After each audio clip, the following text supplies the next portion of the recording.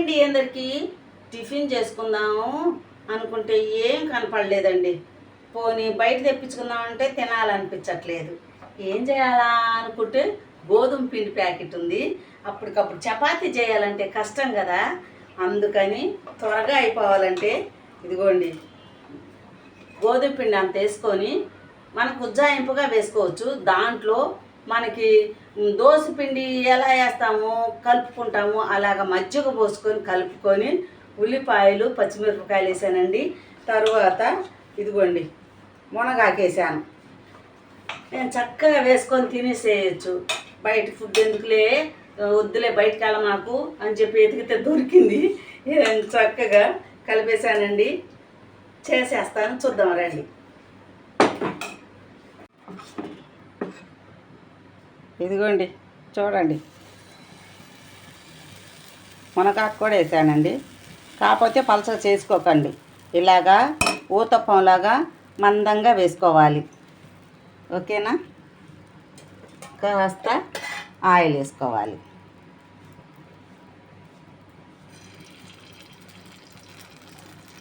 చాలు.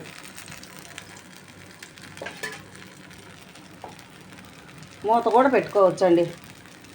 మూత పెట్టుకున్నాం అనుకోండి కాస్త బాగా మగ్గిపోయిద్ది. ఓకేనా? చూడండి కాలిపోయింది. ఇది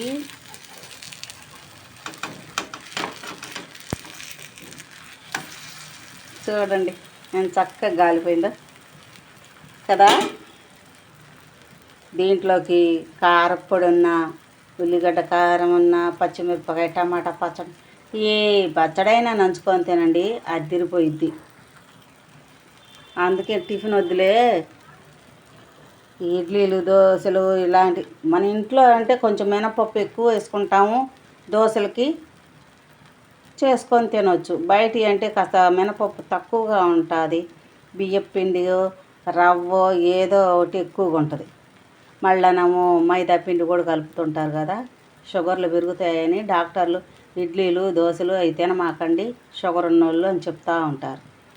కానీ ఇంకెప్పుడో ఒకసారి అడపా తప్పకుండా తెచ్చుకోవాల్సిందే. ఇప్పుడు మనకి ఉపయోగపడేవి ఉన్నాయి కాబట్టి చేసుకొని తినవచ్చు. ఓకేనా? దోశ అలా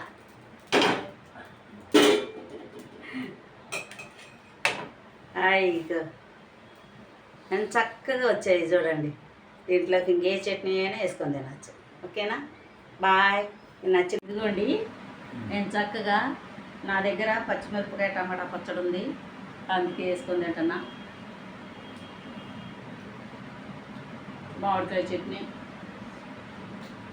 దోశల్లో చట్నీ అన్నీ ఉన్నాయి. వంటి కింద ఉల్లిపాయ పచ్చిమిరపకాయ వేసా కదా, చాలా బాగుంది. మునగాకు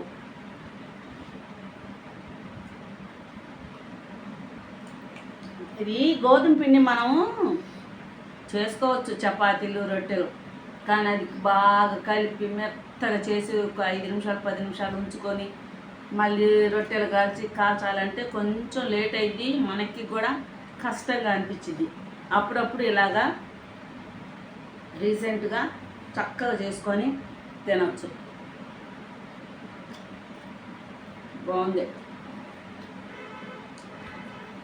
గోధుమ పిండి ఇంకా మన దగ్గర రకరకాల పిండిలు ఉన్నాయనుకో, జొన్న పిండి మళ్ళా రాగి పిండి, ఇవన్నీ కలుపుకొని కాస్త మజ్జిగ పోసుకొని నేను చక్కగా దోశ వేసుకోవచ్చు. ఒక 5 నిమిషాలు 10 నిమిషాలు బాగా పొలవనిచ్చి వేసేసుకోవచ్చు. నా స్టైల్లో చేశాను. మీకు నచ్చినట్లయితే కామెంట్ పెట్టండి. ఓకేనా? బాయ్.